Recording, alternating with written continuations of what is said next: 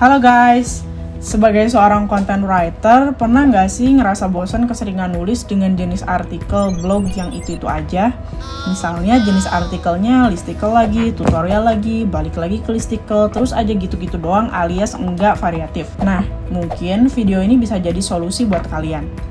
Jadi kali ini aku mau memberikan beberapa informasi mengenai jenis-jenis artikel yang juga berguna untuk konten marketing. Nah, jenis-jenis konten ini aku kutip dari Bapak Neil Patel yang pasti kalian udah pada tahu tuh siapa dia. Jenis yang pertama ini mungkin bisa dibilang jenis konten dalam blog yang paling banyak disukai sama orang-orang. Pasti udah tahu dong sama jenis artikel ini. Contoh judulnya, 7 penulis blog terkenal di Indonesia, 48 tempat wisata terkenal di Batam, dan lain-lain.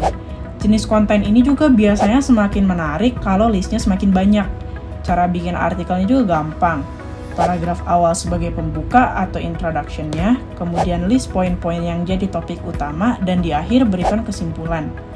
How to. Jenis artikel ini cukup favorit dan banyak banget yang nulis. Bisa dibilang 11-12 sama jenis artikel tutorial lah. Kamu harus introduce the problem dan jabarkan solusi secara detail dengan bulleting dan numbering, dan di akhir kasih kesimpulan. Q&A. Konten Q&A ini biasanya ditaruh di halaman khusus yang tujuannya untuk memudahkan pembaca atau visitor website. Konten jenis ini juga bisa dipakai buat kebutuhan marketing, misalnya pembuatan FAQ, sales, dan lainnya. Studi kasus atau case studies. Jenis artikel yang satu ini bakalan ngabisin waktu lama buat nyelesain.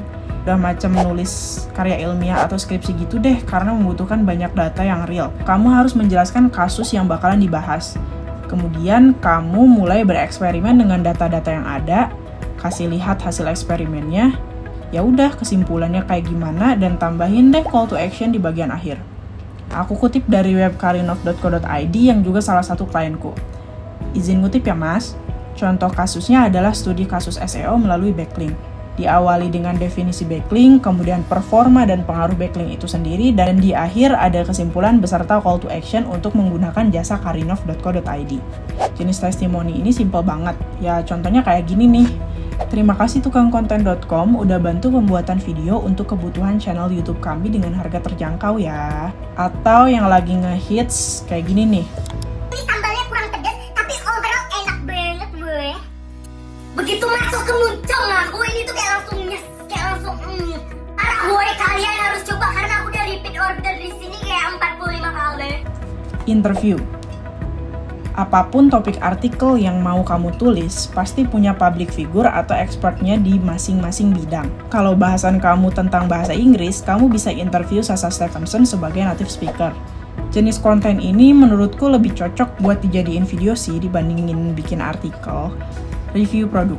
Menulis review produk menurut aku itu gampang-gampang susah ya, bergantung dari knowledge produknya sendiri. Pertama ya pengenalan produk, siapa pembuatnya, deskripsikan produk tersebut, dan infoin ke pembaca apa yang kamu suka dan gak suka dari produknya. Adidas versus Nike, Microsoft Word versus Google Docs, perbandingan WordPress dan Blogspot, atau AdSense versus MGID. Kalau kamu nulis artikel ini, sajikanlah dengan tabel perbandingan dan langsung ke inti bahasan. Berita atau news. Jenis artikel ini yang paling nggak aku suka karena aku dituntut untuk up to date. Ya paling mentok-mentok nulis press release aja sih. Artikel opini. Kalau kamu orang yang paling senang buat ngasih opini-opini pada suatu hal, tentu aja bisa kamu tuangkan menjadi sebuah tulisan. Biar lebih banyak membaca, kamu share tulisan-tulisan ini ke forum atau grup-grup Facebook yang berkaitan dengan topik bahasannya. Biasanya konten berupa opini ini bakal menghasilkan suatu pro dan kontra dan men-trigger pembacanya untuk berpendapat dan berdiskusi. Yang terakhir ada storytelling. Storytelling kerap dijadikan dalam kebutuhan promosi secara halus atau soft selling. Jenis artikel ini mengharuskan kamu untuk bercerita mengenai topik tertentu yang ujung-ujungnya ya promosi mengenai produk tersebut. Misalnya nih, aku kutip dari web gpsku.co.id yang juga salah satu klienku. Mas Direktur izin ngutip ya. Nah, kita bisa lihat sendiri nih bahwa penulis ini bercerita mengenai pemasangan GPS tracker mobil di Bandung. Nah, kalau kamu baca dari atas sampai bawah, secara tidak langsung penulis itu promoin produk GPS tersebut. Akhirnya cukup sudah 11 jenis artikel yang mungkin bisa sedikit membantu kamu dalam konten marketing. Kalau ada jenis artikel yang emang terlewat dan belum aku sebutkan, teman-teman bisa diskusi di kolom komentar ya. Dan buat kamu yang pengen bikin konten, baik itu artikel, foto, atau video untuk kebutuhan konten marketing, kamu bisa pakai jasa tukangkonten.com. Dadah!